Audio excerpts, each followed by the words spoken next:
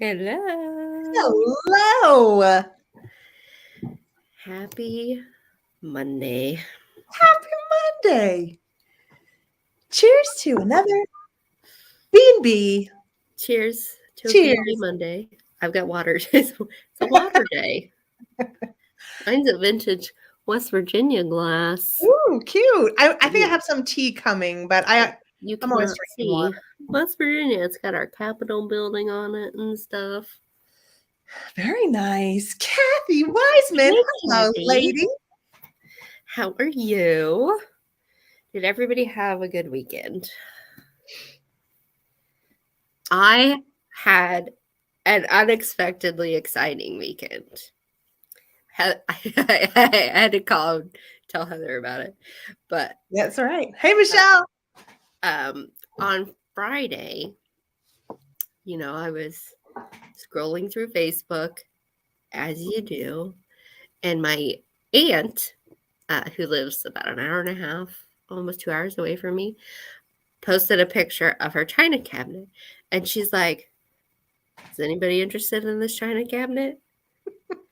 And it's funny because my other aunt on the other side of the family says, how much? And then like 4 minutes later, I was like, I second, how much? And because y'all know I have a lot of breakable things.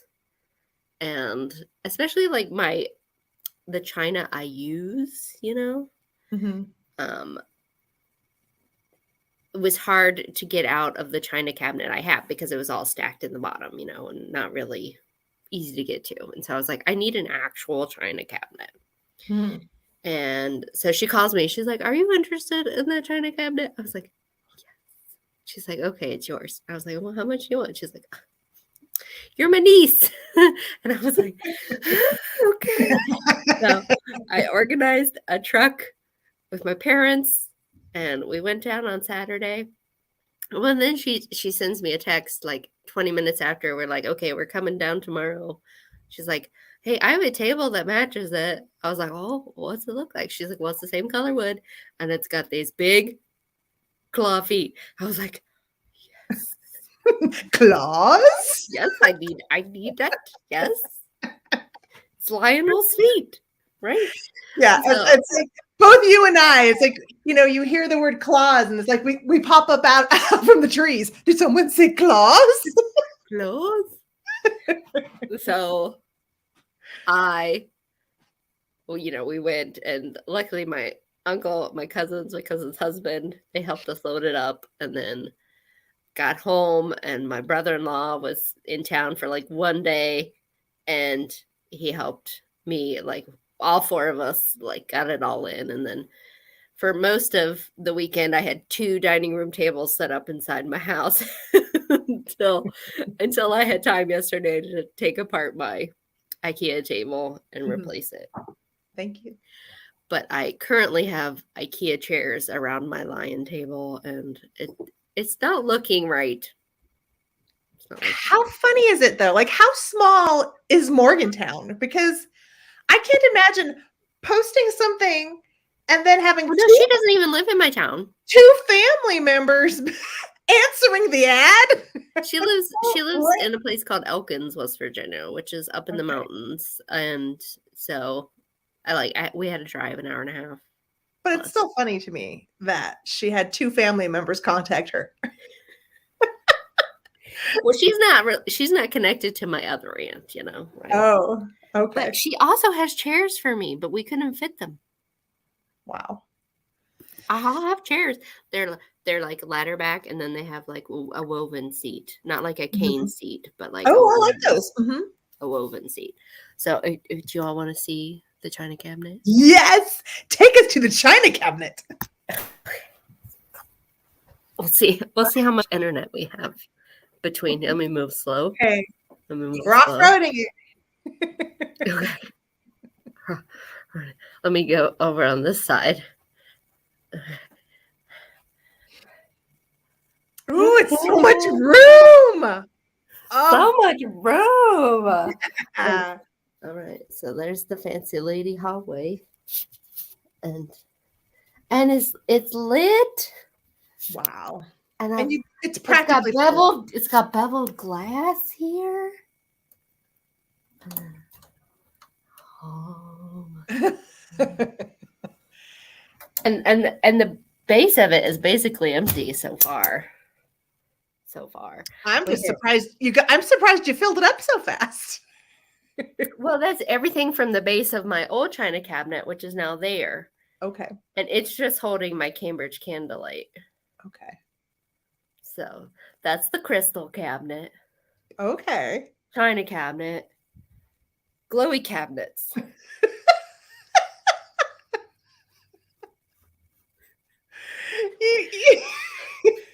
I'm gonna get on the floor. I'm gonna show you the feet. Get ready for the feet. They're big. I would call them like lion's paws. Ooh. They're huge. That's a good sized paw. I love it. It's big. Oh, twist. I'm so glad you got the vase. It got there safe. That's good. Oh, what kind of vase did you get? She got a pedestal. Right? The pedestal Viking clear glass. Oh, the swung. Yes. Swing vase? Yeah. Yes. Nice. All right. So that was my exciting weekend. I am still in pain from it, but I don't care. Moving furniture, man, you pull something the wrong way and it can just yank a tendon or a muscle. Yeah, well, it's funny. I got up extra early that Saturday morning and I went to our local Harbor Freight because they had those. Have you seen like the made for TV ads for the forearm forklift? There are these straps that go around furniture and then it goes here and it basically Oh, no, I haven't seen those ads. gives you great leverage. I was like, because I have a bad back. Mm-hmm. My dad has a bad back. Mm-hmm.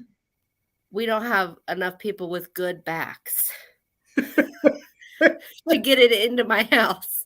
So I was like, okay, we got to make science work for us. And it was the only place that had them in stock. I didn't have to order them. So I was like, I got up real early, wandered around like a lost soul because I had no idea where anything is in that store.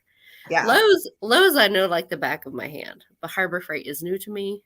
Mm-hmm. And I had no idea where anything was. Well, I agree with Twist, and kudos to you for getting things to happen. You figured out who was going to help you. You got the truck, you got the muscle, and you got it done. Got it done. So excited. Now it's in your house. So good for you. House. And that table has 2 leaves. I can expand it for parties. That's great. So, yeah. It was definitely meant to be, Yes, absolutely. I'm so excited. So excited. So, now I just have to throw another party so we can sit at it. Yeah. Well, and we took all the, except for the doors, we took all the mirrors out of the back and all the glass shelves out. So, and we wrapped them up separately because... That's smart. Yeah. Putting it back together, though. I know. Taking it apart is always so much easier. And you think you're going to remember, and then you look at the pieces and you're like, what did I do? Yeah. Well, they had already taken the glass and stuff out. So we were putting it together blind. I was like, okay, we're just testing the mirrors in each of the levels to see which one fit best. I think that's great. I mean, pretty soon people are going to be able to register for their weddings at Angela's Bower. Just tell me what you want. I'm going to find it. Let's put it out into the universe. So, well, that was a lot of talking for me. Busy, but very fruitful. I think that's fantastic. Very fruitful. I am very grateful too. I have a fantastic family. Yeah. Well, do you have anything you need to share? You're in a new locale. Yes. I decided to use my once Sky moved out, I got this room back to myself. So this is like my bonus room where I can put all my party stuff. um, but it's because my living room right now I have stuff everywhere because I'm trying to prepare for my big sale on Thursday. I got a big sale on Thursday, folks. Big thing. I'm going to guest on Sarah the Traveling Buttons channel Thursday night with the Vintage Quartet, 6 p.m. Be there. I need all the support of my friends. So I'll be there. Please come. 6 Eastern? 6 p.m. Eastern. Okay. Yes.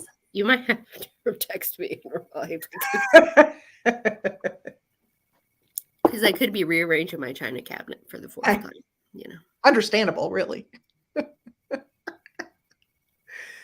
So, I'm excited for you. I can't wait. Yeah, it'll definitely be fun. I definitely I'm sure going to be a little bit uncomfortable just because I have not done their bidding auction system before. They do just in case and things like that. So, but I'm pretty sure that it's not that bad. It'll be fine. It'll be fine. I'm not going to worry about it too much. I'm more worried about I keep changing what I want to bring to the sale, so I have to keep rewriting my list, and then I've got to take some pictures for them, and all the stuff. Twist, I am always in pain. Oh, thanks, Spirit. Thank you. Not a lot more than usual, but some, yes. So it's like, when the Hulk says, my secret is I'm always angry. My secret is I'm always in pain. Yeah. It stinks. You're too young to have gone through the ailments that you have endured and still cope with on a daily basis. You're much too young.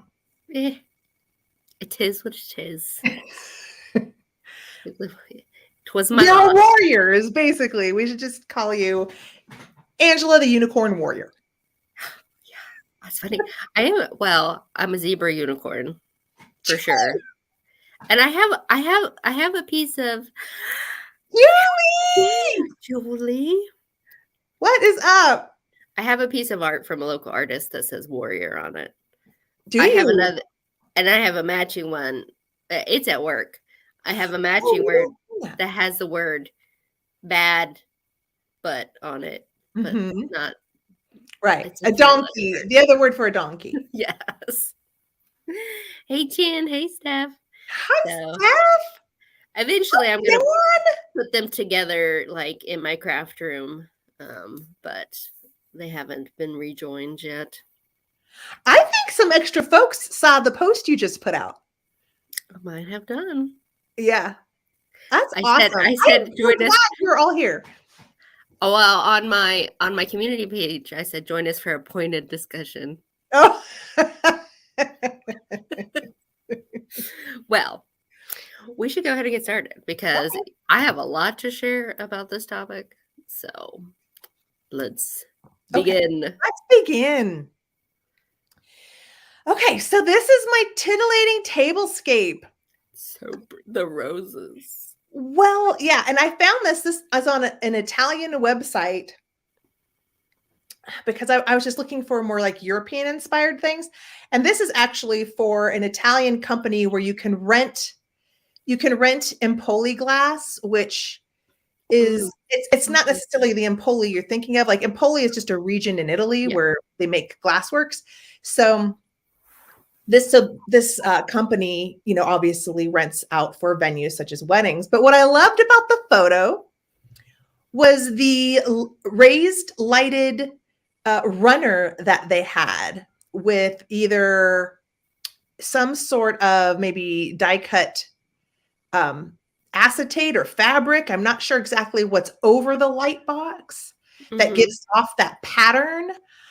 But I was like, this is the perfect inspiration that we could do on a smaller scale. Oh, yeah. You could get like an acrylic frame, like you know how sometimes you can get those little acrylic boxes for like photo frames and things like that, and line them up, put fairy lights underneath, put lace or something else where the light shines through it, and then You put wanna whatever. know you wanna know an even more budget version? What?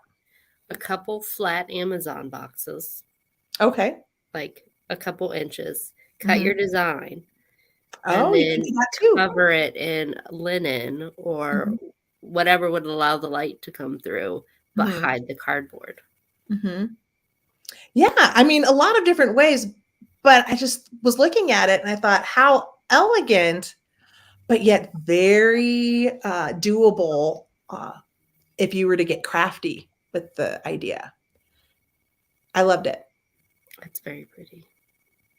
Lovely. So, oh wait, I need to refresh my memory of what I'm going to say because it's not a language I speak all the time.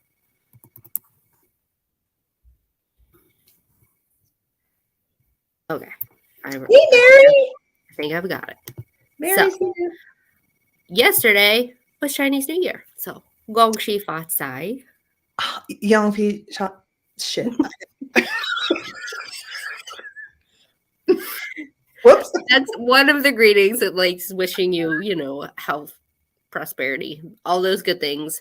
You'll notice a lot of red in these tablescapes because red is the color for good luck in China. Mhm. And then you'll also see a lot of like little oranges because, that'll give you some bounty for the year to come. And I just wanted to do a few different takes on Chinese New Year tablescape. Oh, now one of the things that I Woo! wish, oh, look, Yes. yeah. So Yeah. the one on the left, they were just saying that, they were using their, Eastern inspired things Mm-hmm. to, use for their table that they already had. They didn't go out and buy anything. Oh, okay. And then I just love this top view down. And of course, you've got some dragon plates. Yeah. Ooh, so pretty. Yeah, and those ones are really pretty with the looks like a scallop detail around the edging on it. Actually, I think that's the charger it's sitting on. Oh, that's okay. I see it. Yeah, but lovely, so pretty. One of the only things I miss eating, well, no, I miss a lot of things from when I could eat gluten, but one of them our Chinese instructor would bring back from Taiwan were these pineapple cakes, Mm. and they're something that they have a lot here. It's like this sweetened like pineapple jam in a very flaky little pastry. So good. Sounds And delicious. also, if you see like a Spring Festival, Lunar New Year, Chinese New Year, those are all the same things. So Mhm. just a little cultural info for you. And I just want to do like a whole red and white theme now, but I'll see if I I can love find it on the Pinterest. dragon hanging. Is that like a paper Yeah, it's one of those. film? And actually, our Chinese studies students did a dragon dance today, so Mhm. I got to see that going around, Oh, which was fun. fun. Love, love, love. I did not do an interiors today, so yours will be 2 in a row. Perfect. Uh, and shoot, Joyce is not here, but it's a conservatory and a kitchen. It's Love it. both. It's both. So can you knock off 2 people in there? There's a candlestick. Is there a rope? I bet there's a wrench. Sorry. It's okay. I Clue loved people. it. I saw it and I said, that inspires me. If I, had all the disposable income in the world and was going to do it in addition for my Mm, kitchen, This would be awesome. I love it. I Yeah. love, love, love. Love all of the light it would let in. I love, obviously, the surrounding yard that you get to look at. I guess that's also a big part of it. If you don't want to look at where your house is, you wouldn't want to do this. But if you had a beautiful landscaped yard, marvelous. Marvelous. You could put all these, you could think of all the plants you could hang up at the top, Yeah, you could grow all your herbs. all your herbs. Oh, Mhm. yeah. I know, Julie. We all need a conservatory. Yeah, It's a dream. definitely want one. Mm-hmm. Someday. Some Ooh, look at the would wood. be beautiful. Yes. Now, this one I liked because it looked to me like a new build home, but they obviously had the money to add architectural interest, history, unless that's new, or either they brought in old or they built it to look old. The wood Yeah, paneling. I feel like that paneling in that door is like a salvage piece. Yeah, that's what I was thinking, and that's what I found inspiring was a really clever and fun way to make a newer build have some of that feel of a home with more history into it. You know, they have the really nice heavy wood banister. And so I thought the paneling was great. I mean, I would even want to go further and panel even more of it, but I thought it was nicely done, as far as Well, I love that stained glass piece that has the wood around it up on mhm, the wall. all of that I think helps tie in the darker wood that they wanted to add into it. So Mhm. a really fun idea if you had a newer home and wanted to add a little architectural interest, the same way like you and I added our fireplace mantles, Mhm. add more of that feel of history and architecture into a simpler walled area. Same kind of concept, but on a slightly bigger scale. Yeah. Yeah, the bright white definitely makes it feel more modern. Just by the look of that really open entryway, that just looks so Yeah, the modern. double height ceiling and Yeah, everything, it yeah. just looks like it was a new build, modern, or somewhat newer. Which Twist said it looks like a renovated church situation. The woodwork definitely with that peaked arch, Mhm. very church like. So celebrating collections. Now, it's funny because I always said that my first collection was my tea sets. That was not true. I collected rocks way before I collected anything else. Uh-huh. And so I wanted to pay homage to what I think is for a lot of people their first, you know, magpie Yes. as a kid thing to collect, Mhm. which would be rocks. And so this is a very like if you have someone you want to give the collecting bug, find them an old caboodle and take them out and dig in the dirt to find rocks because I just thought this was cute with the caboodle. And then on the next one, these are like a more upscale boxes of rocks. Those are So beautiful. yeah, and this well, and with the thing with people collecting crystals and stuff now, I was like, that's just a rock collection, you know, Hi, Jeannie. Hi, Susan. it's just a fancy rock collection. It's a So but it's beautifully curated. Look at it, like put in kind of like by hue and color. it's just It's lovely. very attractive. And I was trying to find some like really big rock collection, and I did find them, but then they had like they had the scientific names and stuff. I was like, that's not for me. That's Oh, not how I would organize my rocks. This is more how I would organize my rocks. How mhm, they make me feel and mhm, how I want them to look. So mhm. I mean I had a rock tumbler as a kid, which apparently my mom still has. And you can, So those are the things that would actually just rotate the rocks yeah, to it smooths it out. smooth them Yeah. out. Yes. Yeah. So I still have just like, I would keep it in just like fancy little like fabric containers is where I had all my rocks, and then I would just dump them out and, you know, play with them and put them Yeah. back. I didn't have a place to display them in such a lovely manner. Right. I might have to find them and then do it, because I didn't get rid of them. Your collection? Oh, sorry.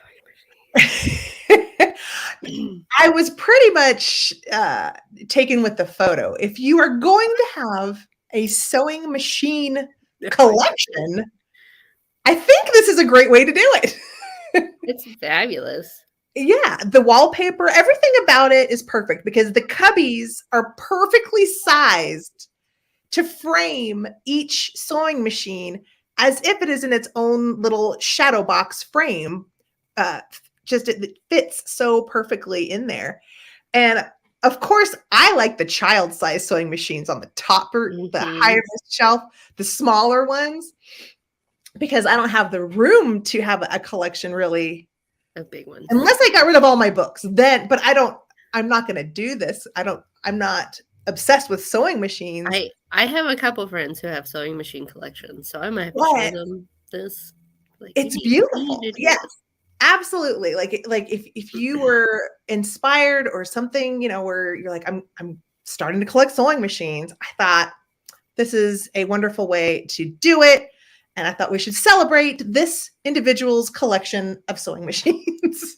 It's worth celebrating. It's gorgeous. Yeah. And I do love how like these machines have the really beautiful gold decorations. What is it? It's not inlaid. It's just painted on, right? Yeah. Mm-hmm. But some of them are really, really beautiful and elaborate. There's some lovely like Egyptian themed ones from the 20s, and yes, pretty. Twist, I did not put googly eyes on my rocks, but I did host a contest amongst my student workers in our old building for the people who put googly eyes in the funniest places in the office. What if you put googly eyes on the sewing machines to make them look like little birds that that works. Yeah.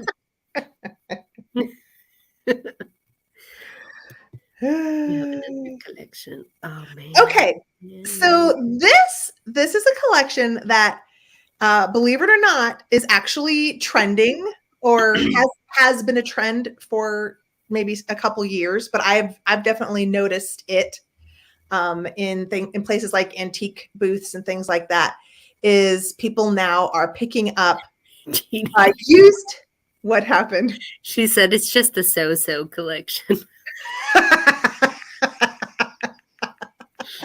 My dad would applaud you for that one. But I have noticed that people are picking up used wooden artist palettes and collecting them as their own display sort of collection. So I thought this was a great photo of a nice grouping and thought this is the time. It's great. We're going to celebrate palettes. I think it's not something you think about, which I like. And then, where do you find it though? That would be my thing. You find them at estate sales. I found one wooden artist palette, but it doesn't have a ton of paint on it. I mean, it has like some wear and a little bit here and there, but nothing like this. But could I create that? Could I like, let's say, for example, in the future, a future grandchild or something, I could take my vintage wooden artist palette, do a painting with said grandchild, and then save the palette also as part of the memory of having that day with that child. Yeah, no, it's very cool. It's something I haven't considered Oh, so you will recognize this name because I had him on a Media Must before. For his Instagram, he did the really cool chalk wall in his apartment, but he just like a month ago started a YouTube channel, and it's very calming the way he does his videos. It's very low key. Like, I was just zoning out to his, washing whites video.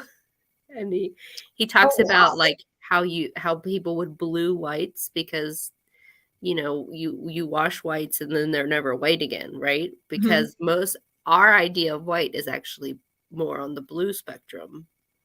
And when you wear it, it gets yellow, right? That makes total sense. Hair is the same way. Yeah. And so he talks about, how to keep your whites white in like a traditional way that's still in use. And then the upholstering video I found very fascinating because I might want to upholster something in the near future. So I'm looking forward to what he does because just his aesthetic and the way he films things and the things he does, it's just lovely. It's lovely. Wow, I'm intrigued. I can't wait. The first thing I'm going to watch is the upholstering. For sure. Yeah. But I will say that after having gone with my silver hair, you have to shampoo silver hair. I don't do it all the time, but I have a set of purple shampoos, and you do it because gray hair will go yellow from too much sunlight and things like that. So you use the purple shampoo to try to counterbalance. Yeah, well, and then there was the what they would call them blue-haired ladies because they use too much. Oh, you know? Yes. That would be why, because they use too much bluing in their hair or gray hair treatment. So. All right. So yesterday I sat down and watched The Empress, which it's a German TV series. It's 6 episodes. So it is dubbed with English voiceovers, but it was done in Germany. Can you choose closed captioning instead? I didn't look, but I would guess so. I'm pretty sure because I know I was looking. Dubbing bothers me.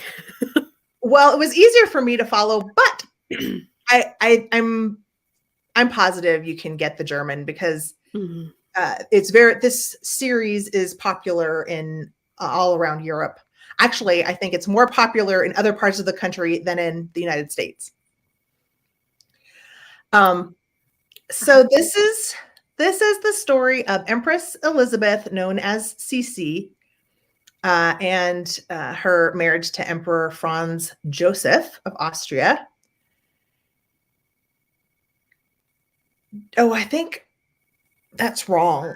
That's supposed to be the 19th century. Oh, late 1800s. Sorry. Oh, and Jeannie, I don't know. How many items does it take to make a collection? More than 3, right?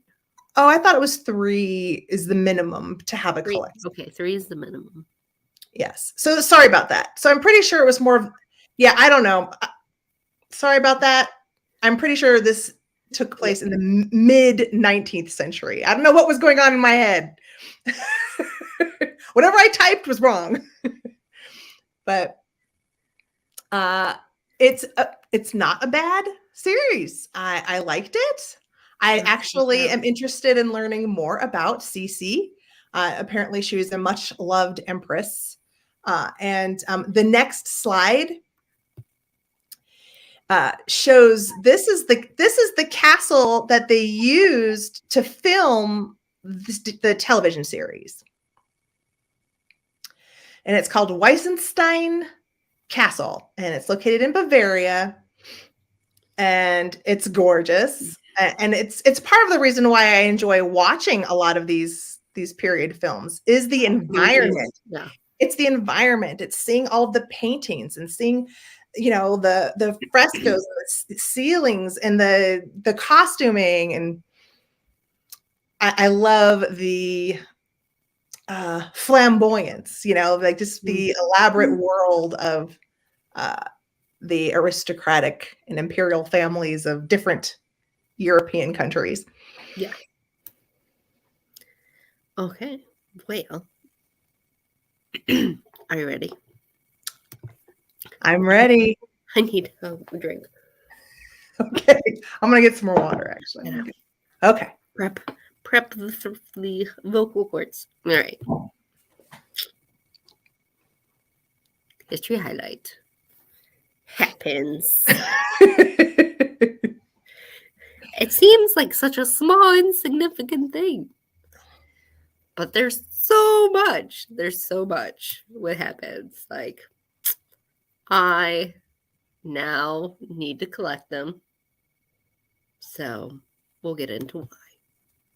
So, hat pins have been a thing since way back in the Middle Ages, around 1400s. These portraits are from 1430, mid 1400s, when they wore wimples or veils because, you couldn't have your hair out and about. You had to keep it tucked in. And, some religious people still cover their hair, Orthodox Jews, Muslims, etc., because for some reason showing your hair is a no-no. And but you can actually see the hat pins in these paintings if you look closely, especially along the front crown of the white wimple. Yes. And then back amongst the folds of the veil on the right image. If you zoom in, you can see them. But then, for various reasons, those hat pins evolved. In the early 1800s, people were making hat pins, and it was largely a very small cottage industry. Like a family, they would be a family of artisans making them. It was very time intensive. And so people wanted them, they couldn't get them. So they started importing them from France. And they didn't like that because it meant that money was going out of Britain. So Parliament passed an act to restrict the sale of hat pins to only 2 days a year. Wow. January 1st and January 2nd. Ladies saved their money all year in order to participate in these pin sales. And that's where the term pin money comes from. When people talk about their pin money, that's because they were saving their money to buy their hat pins. Hey, Johnny! So it became less of an issue in 1832 when the U.S. patented a machine to make a long, thin pin with the tapering points. And within a few years, both England and France had their own technology to do this, so they became more plentiful. This O'Neill and Company Spring and Summer Ladies Jewelry, this is from an 1898 catalog. These hat pins, twist, hold your horses, we're getting there. So coming. Those hat pins were all about 6 inches. So up until late Victorian time, bonnets and securing your hats with ribbons was the thing to do. Until around this time, the suffragette movement, women were tired of being tied down by anything. So they were getting rid of the bonnets. They were getting rid of their apron strings. They were getting rid of the patriarchy. It was like symbolic. It was symbolic of not having any sort of strings tied onto you. Right. So the hats became not tied, and they were secured to your head with hat pins, and the hats got bigger. The hat pins got bigger.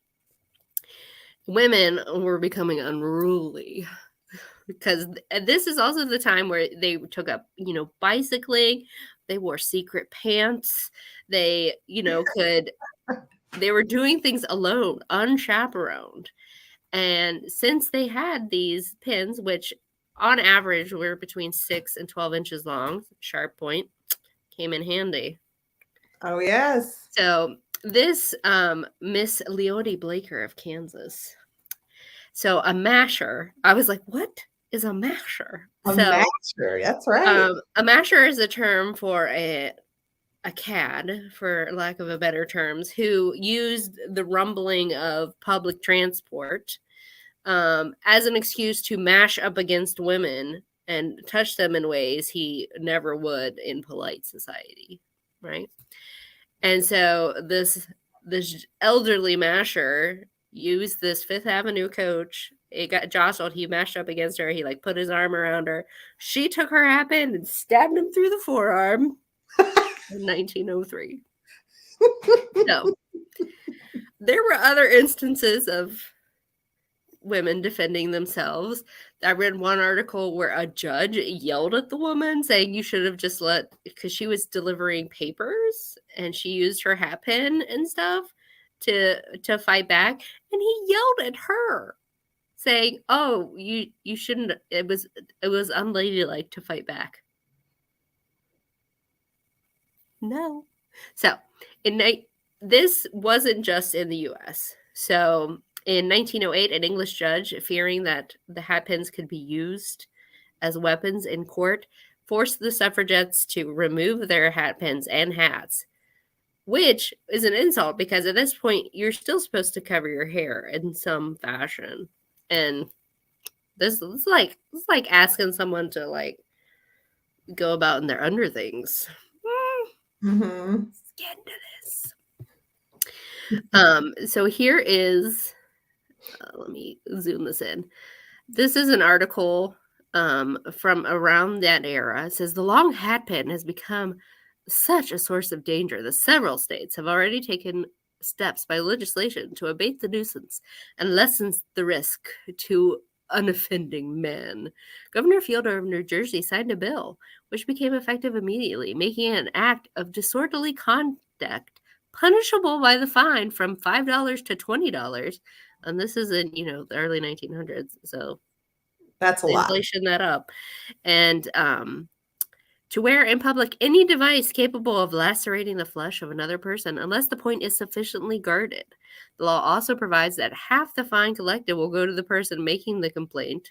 So this is where people are going to snitch on ladies they don't like for wearing long hat pins. And here our old conservative Commonwealth, somewhat similar law against the hat pin went into effect last Monday. So also the Arkansas legislature copied an Illinois law that you couldn't have a hat pin longer than 9 inches. That seemed to be 9 inches seemed to be the cutoff for a lot of people. I read somewhere somebody said it's because that it couldn't reach your heart if it wasn't longer than 9 inches. But I'm pretty sure it doesn't need to be that long to kill someone. But do some damage for sure. So a lot of people had to cut their pins, or in Britain and other places, they were required to cap it. And this was a drain on working women because they couldn't afford, they had to have, hat pins to secure their hats, but they couldn't then go buy pins to do it. So they would use cork, they would use pieces of potato, whatever they could in order to not be stopped by the police and fined. So this, I just found this. Back. Hilarious. The hat pin peril. So this was in either a magazine or a newspaper, building up the right. This is the satanic panic of the early 1900s, Yes. That's the legal or the push, the campaign to get rid of the hat pins is to make them seem as lethal as possible. Right. Because there ain't no hat pin that can Vlad the Impaler people. That long, I think like 13, 14 inches was the longest I saw mentioned anywhere. And that was for like ladies who were, actresses or whatever, who like the bigger the hat, the better. Mm. So I just love this image. The Gibson girl, and there is like a Gibson girl image of, a lady, putting the hat pins in her hair. Mhm. Um, but and so there was all that, the evil woman plotting murder. Yeah. Happy. So, but as far as the makers of the hat pins, one of the most popular in the British market was Charles Horner. The two images on the left at the bottom are one that is currently for sale, and it's from 1910. It was 9.5 inches, but it was Mm. designed before 1910. So whoever got it kept it in a legal length. And there was actually, and it's funny because in the suffragette movement was not popular to begin with. And upper class women who weren't feeling the sting of not being able to vote, they too rebelled against the capping and the cutting of it. Mhm. So it this was not popular across the board. But as far as the U.S. goes, the ones that are most highly sought after collectible, that would be the Unger Brothers, William Link Company, Pay and Baker Manufacturing Company, and of course Tiffany. This one here on the right is for sale currently for $29.50. It's a 14 karat moonstone. It's 6.5 inches, so it's a legal length. And and then of all so the height of hat pin wearing was from 1880 to 1920. And so all of those design styles that encompasses, from Victorian, Art Nouveau, arts and crafts, Art Deco, you can find hat pins to suit any of those styles. Mhm. And I just found this graphic and I thought it was a nice little, summation of Yes, different styles. styles you can get, like in the working girl hat pins. Those will be just very simple, or Mhm. there'd be like a flat button situation.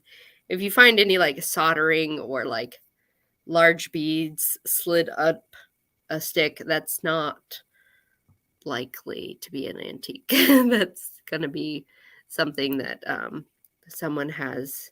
Yeah, lucite. So the materials, you've got sterling silver, gold, brass and copper. Of course, there's natural materials, mother of pearl, tortoiseshell, which we discussed with the tea caddies, ivory, amber, coral, and then I remember you talked about with the celluloid, the hat Mhm. pins made of celluloid as well, and Mhm. then bakelite too. So Mhm. just depends on what was popular within that range, what they were made of. So the and then of course I mean they ran the gamut. You could have semi-precious stones, you could have diamonds, you could have rubies, you could have it just depended on your budget. And then Mhm. I love this plique à jour, which was a very Art Nouveau style. Plique à jour, when you look at it, it brings to mind cloisonné, except there's no metal behind it. It's the enamel is put into empty cells. And then when you hold it up to the light can shine through. Plique à jour means like to allow in daylight. Okay. So, of course, I find that really pretty. They'll be the most expensive ones. So, here are some other ones, examples that are available for sale now. Couldn't find the maker on this Art Nouveau lady on the left, but she's just a sterling silver Art Nouveau pin, 125. And then, if you remember this name from my Art Nouveau, Beautiful. Renee Lalique, Is stunning. opal and diamond hat pin. And this one I believe is a legal length. I think it was only almost 7 inches. But if you have the change lying around to purchase this for $62,500 and donate it to me, I would be forever grateful. Oh my goodness. Look, just look at it. Oh, It's beautiful. I love I mean, it almost feels like Art Nouveau octopus, with It does. it's It just, does. And the opal is just gorgeous. it's stunning. Absolutely stunning. And I could have added so many pictures of more hat pins, but it was going to be too much. Oh, I did want to read. So, how they were going back and forth. I found an actual, what's it called? Type up of a conversation in the House of Commons in 1914 in the UK about unprotected hat pins. So Mr. Cowan, I'm guessing he's a comment, asked the Home Secretary whether his attention had been called to regulations enforced in France and Germany forbidding the use in public spaces of unprotected hat pins, and whether, having regard to the number of serious accidents which have resulted in this country from use of unprotected hat pins, he will take such steps by legislation or otherwise may be necessary to protect the public from a serious and growing danger. Mr. McKenna, I'm guessing he was the Home Secretary. The answer to the first part is affirmative. With regard to the second part, I have no power to make regulations on this matter. I'm afraid that I cannot undertake to introduce the legislation, but if the practice can be shown to be a public danger, the local authorities might deal with it under their power by making bylaws for a good rule in government. In the case of tram cars, bylaws might be made under the Tramways Act. And then this is someone else. This is the line that got me. It's like, will the right honorable gentleman see that women do not get the vote until they have voluntarily adopted this practice? Mm-hmm. So, 1913, we begin to see the fall of hats. And oddly enough, it's due to the Audubon Society, which, because, feathers were the thing to decorate hats with. And many birds were wiped out or completely devastated by the overhunting of these fowl. Mainly egrets, peacocks, herons, spoonbills, and ostriches. Spoonbill feathers were $80 an ounce at that point in time. That was 3 times worth their weight in gold. So, wow. But as a result, hat pins became less popular because hats were less popular. World War I came. Women were helping support the war front. Such medals were rationed, etc., and used for the war effort. And then they passed entirely when short hairstyles became the thing, cloche hats, and the next dangerous women came on scene, and that was the flappers. Flapper ladies. The flapper ladies. So there's another quote I would love to read, and it came from Harriet Stanton Blatch. She was the daughter of Elizabeth Cady Stanton, who is one of the most famous suffragettes. And she, in response to the gentleman in the House of Commons, she's like, but this is another argument for votes for women and another painful illustration of the fact that men cannot discipline women. Women need discipline. They need to be forced, if not led. But women never have and never will submit to the discipline of men. Give women political power, and the best among them will gradually train the uncivilized, just as the best among men have trained their sex. Wow. Hear to that. There's just, I mean, who knew? You've got politics mixed up with hat pins. Yeah. Women's rights. I mean, I did also hear that. I think part of it, the campaign was like, yes, women are attacking men and things like that. But I also heard that what was happening was on the trains if there was jostling and a woman accidentally lost her balance, that some people were getting stabbed. Like there were a lot of good men out there that were getting wounded by them, and enough of them were like, we got to do something about these long ass hairpins. Yeah, there was one 5 times this week, you know. There was one guy who got